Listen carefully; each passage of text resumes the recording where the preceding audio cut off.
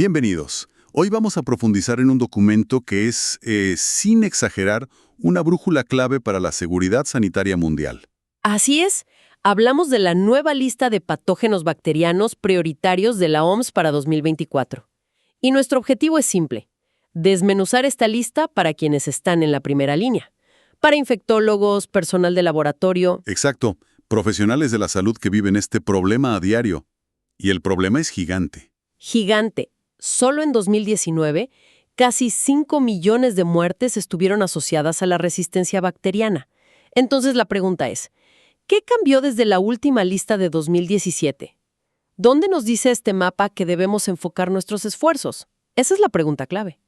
Y lo primero que hay que entender es que esta actualización de 2024 no es un simple retoque. No es solo maquillaje. Para nada. Se construyó sobre una base de datos mucho más sólida, con nuevas estimaciones mundiales sobre la carga de la resistencia y una metodología más sofisticada. ¿Qué metodología es esa? Se llama análisis de decisión multicriterio. En esencia, un panel de expertos globales ponderó 8 factores para cada patógeno: mortalidad, incidencia, transmisibilidad, la tendencia de la resistencia. Y así hasta 8. ¿Y de todos esos criterios, hubo alguno que pesara más? ¿Cuál fue la mayor preocupación de los expertos? Sí, y por mucho. El criterio que recibió el mayor peso, un 20% del total, fue la tratabilidad. La tratabilidad. O sea, ¿qué tan pocas opciones efectivas nos quedan para tratar una infección? Esto de entrada ya nos da un diagnóstico brutal de la situación. Claro, la preocupación no es solo cuánto infectan, sino que nos estamos quedando sin armas para combatirlos. Exactamente. Nos estamos quedando sin balas en la recámara. Ok, vamos a desglosar esto. Empecemos por la máxima alerta, el grupo crítico. Estos son, entiendo, los incendios que ya están fuera de control. Es una buena forma de verlo. ¿Quiénes están en esa lista negra? En la cima. Y esto no sorprenderá a nadie que trabaje en una UCI. Siguen dominando los gram negativos. El primero es Acinetobacter baumannii resistente a carbapenémicos, el CRAB.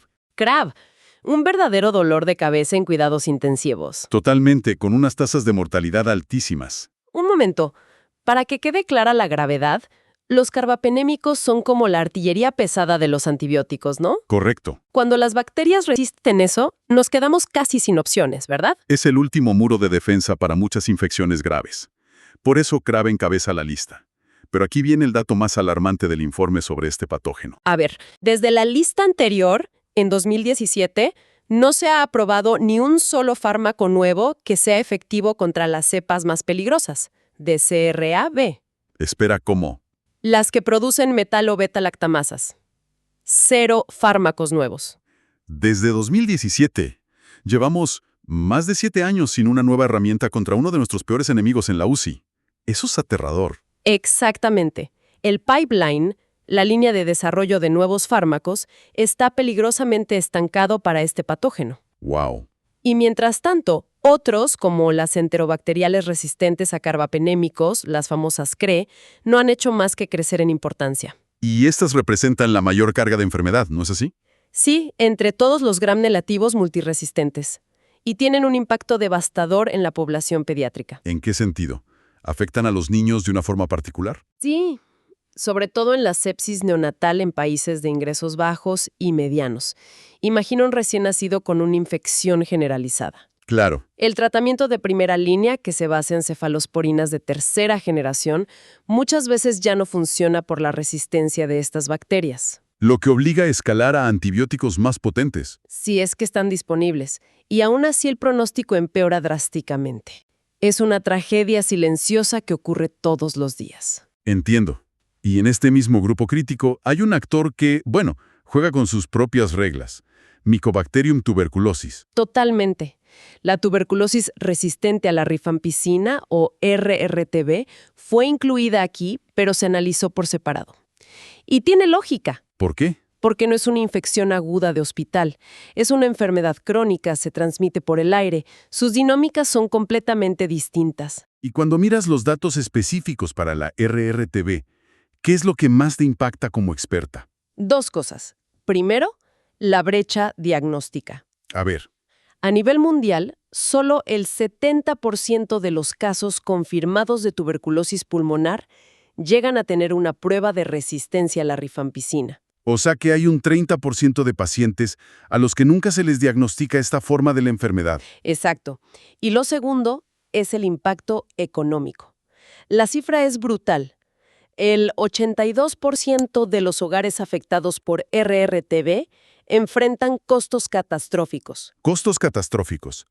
O sea, no solo estás luchando contra una enfermedad terrible, sino que el tratamiento te puede llevar a la ruina. Te lleva a la ruina. Esto convierte a la tuberculosis resistente en un problema de salud pública y también de desarrollo económico. Absolutamente. Es una trampa de pobreza. Y aunque ahora tenemos nuevos regímenes de tratamiento orales de 6 meses, que son una luz de esperanza, Aún falta mucho. superar esas barreras diagnósticas y económicas sigue siendo un desafío monumental. De acuerdo. Entonces, si el grupo crítico son los incendios fuera de control, este siguiente grupo, el de alta prioridad, parece incluir las chispas que están saltando a la comunidad. Esa es una de las grandes conclusiones del informe. La resistencia ya no es un problema confinado a las 4 paredes de un hospital. Y aquí hay cambios interesantes, ¿no? Leí que Pseudomonas aeruginosa bajó de categoría. Sí, Pseudomonas aeruginosa resistente a carbapenémicos bajó de crítica a alta. Y eso es una buena noticia. Significa que está bajo control. Ojo que aquí hay un matiz importante. No es que haya dejado de ser una amenaza. Sigue siendo un problema muy serio, sobre todo en pacientes inmunocomprometidos. Entonces, ¿por qué el cambio? El cambio se debe a que hay indicios de una posible disminución de la resistencia en alguna región y a que, en comparación, parece transmitirse con menos eficacia que las enterobacteriales. Pero el verdadero protagonista de este grupo es, como decías, el patógeno comunitario. ¿A quiénes nos referimos exactamente? Pensemos en Salmonella typhi resistente a las fluoroquinolonas, la que causa la fiebre tifoidea. 10 millones de casos al año. 10 millones. Y en muchas zonas, las fluoroquinolonas eran el tratamiento de elección. Ahora, esa resistencia obliga a los médicos a adivinar, a usar tratamientos empíricos que pueden no funcionar, y luego está Shigella. Que subió de prioridad. Subió de media a alta Shigella, la segunda causa de muerte por diarrea en el mundo. Tremendo. Y estamos viendo brotes muy preocupantes de cepas extremadamente resistentes en contextos comunitarios muy específicos. Por ejemplo, entre hombres que tienen sexo con hombres en grandes ciudades. Esto nos obliga a repensar por completo las guías de salud pública. Y en esta misma categoría sigue un viejo conocido que se niega a desaparecer: Neisseria gonorrea, la gonorrea. Con el riesgo de que una infección de transmisión sexual muy común se vuelva intratable. Ese es el temor. Pero el problema no es solo el tratamiento. Una gonorrea no tratada o maltratada tiene consecuencias graves: enfermedad pélvica inflamatoria, infertilidad y además facilita la transmisión de otras ITS. Como el VIH. Es una bomba de relojería para la salud sexual a nivel global. Y en este grupo de alta prioridad también nos encontramos con 2 titanes: MRSA y VRE. ¿Sí? Staphylococcus aureus resistente a la meticilina, MRSA, y Enterococcus faeceum resistente a la vancomicina, VRE. Es increíble que, después de décadas de campañas y control de infecciones, MRSA siga siendo uno de los principales asesinos. Totalmente. En países de altos ingresos, junto a E. coli, es responsable de casi la mitad de las muertes atribuidas a la resistencia. Sigue ahí, firme. ¿Y el Enterococcus resistente a vancomicina, el VRE, cuál es su principal peligro? El VRE es un oportunista perfecto. Causa infecciones graves como endocarditis en pacientes vulnerables. Pero su característica más peligrosa es su habilidad para compartir sus genes de resistencia. ¿Actúa como un traficante de información genética? Exacto. Mencionaste el concepto de One Health, la conexión entre salud humana, animal y ambiental. Pues bien, Enterococcus es uno de los mejores ejemplos. ¿Cómo funciona eso? Los genes de resistencia pueden saltar de una bacteria en un animal de granja al agua y de ahí a un humano en un hospital.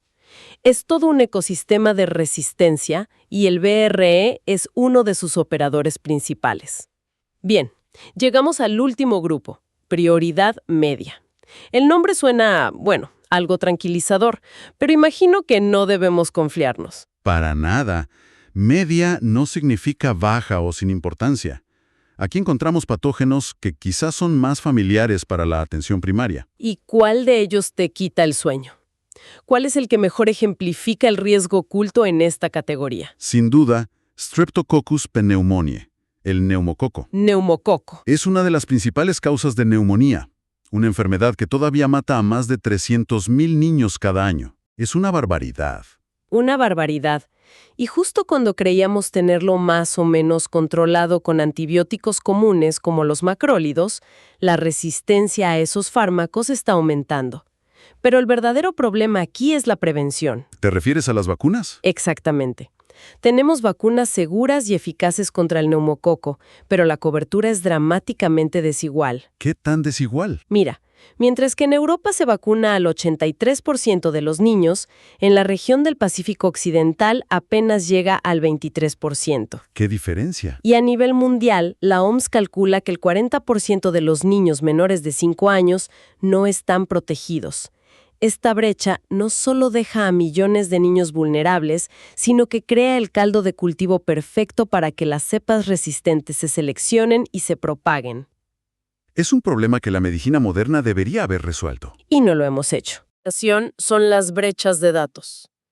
La calidad de la vigilancia varía enormemente de un país a otro. Claro. Esto significa que las estimaciones de incidencia o de tendencias de resistencia, sobre todo para patógenos comunitarios, pueden no ser tan precisas como quisiéramos. O sea, es un mapa global, pero cada uno tiene que conocer su propio terreno. Esa es la idea. Para nuestros colegas en regiones con sistemas de vigilancia menos robustos, esta lista global podría no reflejar completamente su realidad local. Entiendo.